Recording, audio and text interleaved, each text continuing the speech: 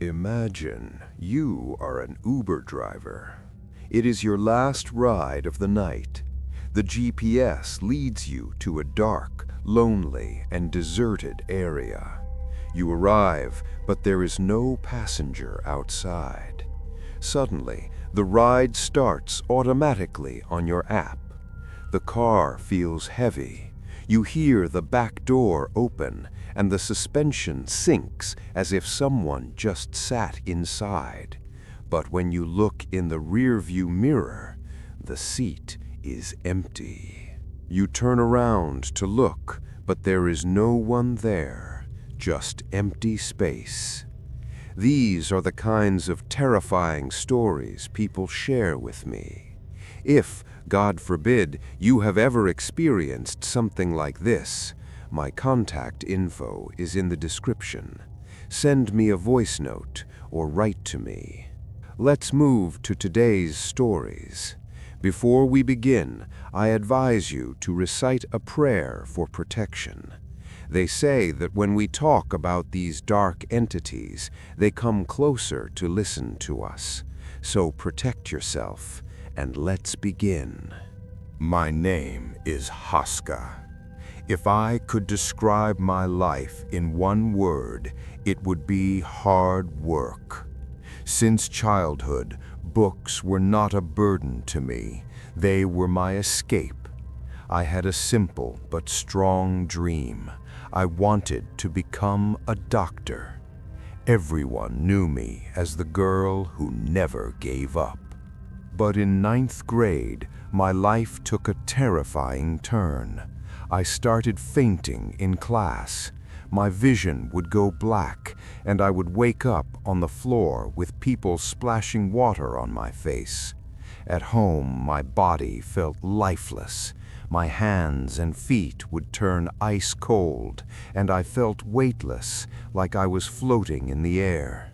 I looked in the mirror and saw a pale, ghostly face. My mother took me to doctors. Blood tests, sugar, iron, blood pressure, everything came back normal. The doctors said, "It's just stress." But I knew this was not stress. This was something else. As exams got closer, my condition got worse. At the same time, the atmosphere at home changed. My grandmother and my aunt started pressuring me. "Don't take medical studies," they said. "Take computer science." It started as advice, but soon it became a demand. One day I stood up and said, "I will take medical." I didn't know that this one sentence would create a foundation of hatred. Despite fainting spells and silent tears, I kept studying. The night before my 10th grade final exam, my aunt's daughter sent me a text. It was a picture of the leaked exam papers. My heart sank. I texted back, "Don't send this. I want to pass with my own hard work." I didn't know that my refusal would fill their hearts with poison. I took the exams while sick and dizzy. When the results came, my cousin called. She checked my result and said, "You got an A1 grade." I cried with relief. But then she laughed and said, "But my sister's papers were withheld." Later, I found out her sister also got an A1. It was a lie to confuse me. In high school, things got worse. I would sit to study, and my eyes would force themselves shut. During my final exams, I felt like I was floating above the room, watching my own body. I couldn't remember anything I studied. I ended up with 70%, too low for medical school. I locked myself in the bathroom and cried for the first time. I didn't give up. I entered a different medical field, but the attacks followed me to the university hospital. One day, while standing in the ward, I collapsed. The doctors couldn't find my pulse.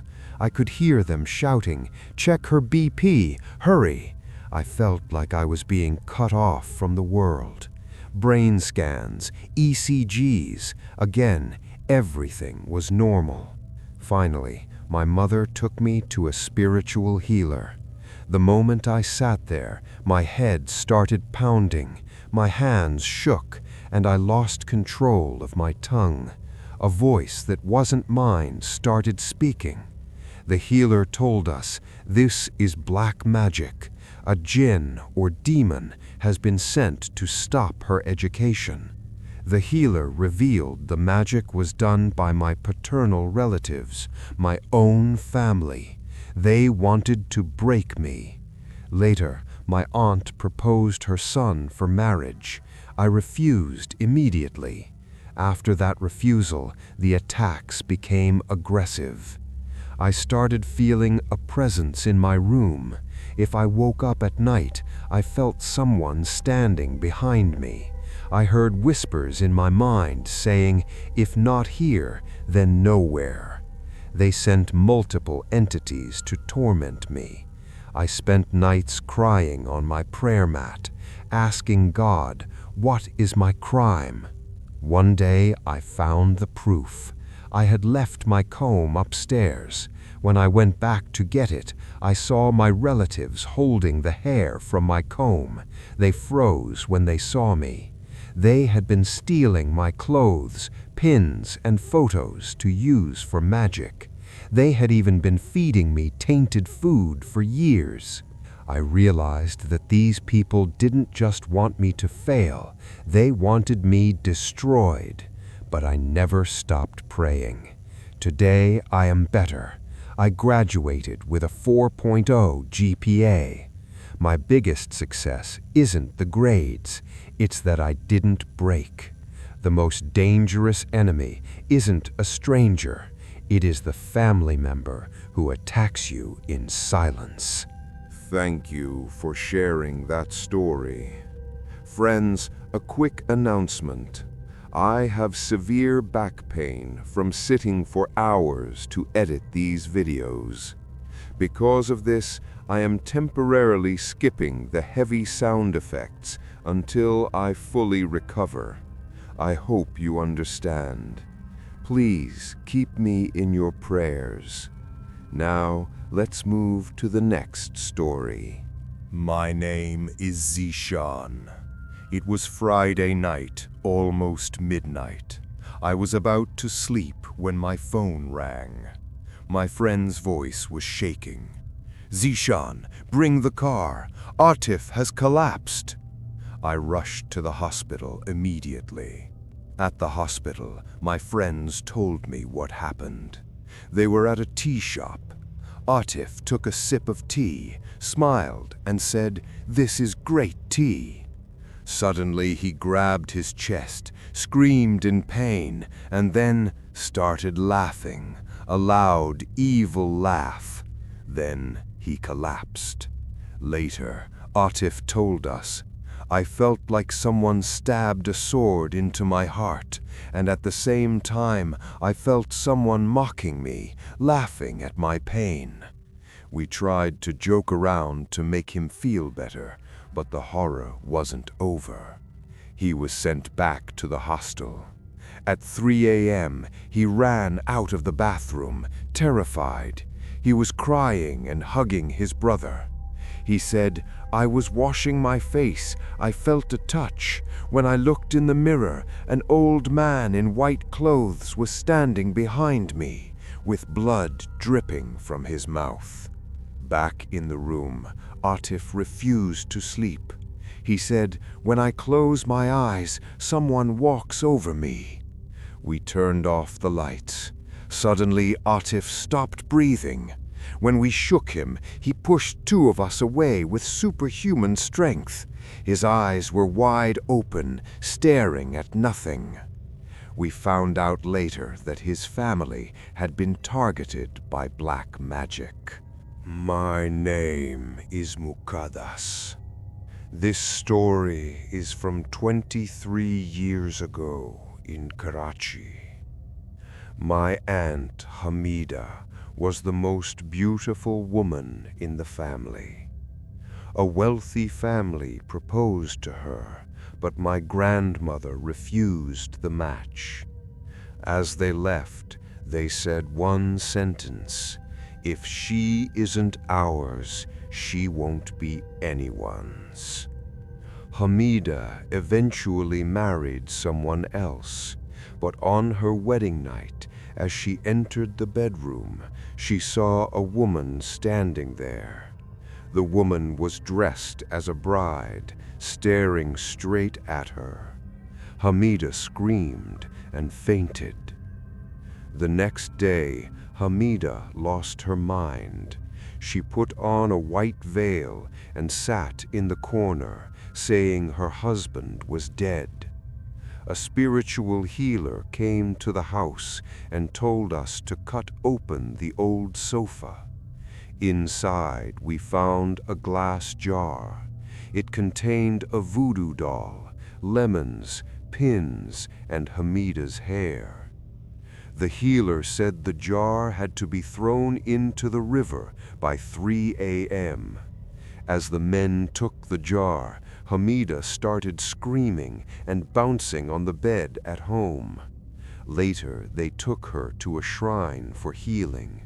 On the way, the car tires burst. Not 1, but 9 tires burst during the trip. Hamida laughed the whole time, saying the red-eyed shadow is following us.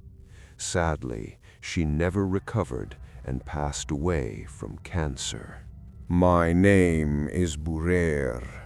I love listening to horror stories at 3 a.m.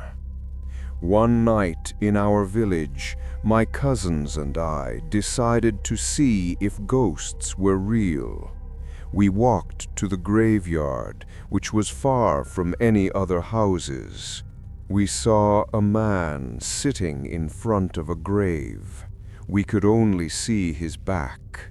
He was digging into the grave and eating something from the dirt. We tried to stop him, but the graveyard guard pulled us back. He whispered, "That is Sikandar. He is a black magician. The spirits call him Kalwa. Do not go near him." Foolishly, my friends wanted to go back. One friend shouted, "Hey, what are you doing?" The man was sitting with his back to us. Suddenly, his neck twisted. His head spun all the way around like an owl. His eyes were burning red like coals. He mumbled, "You will pay for this." We ran, but he had heard our names. That night, we all fell sick with high fevers.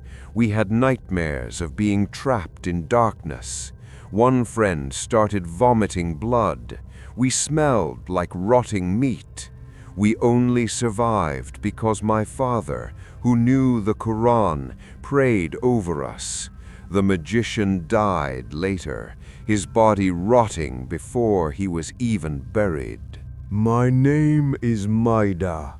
Our house has always been haunted. We would smell fresh roses when there were no flowers. We heard bicycles riding on the roof. One night I was sleeping in the courtyard. I saw my scarf floating in the air, as if an invisible hand was waving it. I woke up on the floor. Something was gripping my ankle tightly. I tried to recite a prayer, but my voice was gone. I looked back and saw a blurry black shadow. When I tried to stand, my leg felt like jelly, as if the bone had disappeared. I had to drag myself across the floor to escape. Then the entity attacked my husband. First, he lost his voice. Then he became paralyzed. In 2024, he became possessed. He would scream in 8 different voices at once, sometimes a crying child, sometimes a deep demonic growl. The room stopped smelling like roses and started smelling like a rotting corpse. In January 2025, during an attack, his body levitated 2 feet off the bed. One day, I saw a ghost child standing between the bed and the wall, smiling at me. My husband passed away on February 18th, 2025, but even today, we can still hear screams coming from his empty room. Friends, I hope you enjoyed today's stories. If you did, please like the video. If you are new here, subscribe and hit the bell icon to join my YouTube family. Take care of yourselves. Allah Hafiz.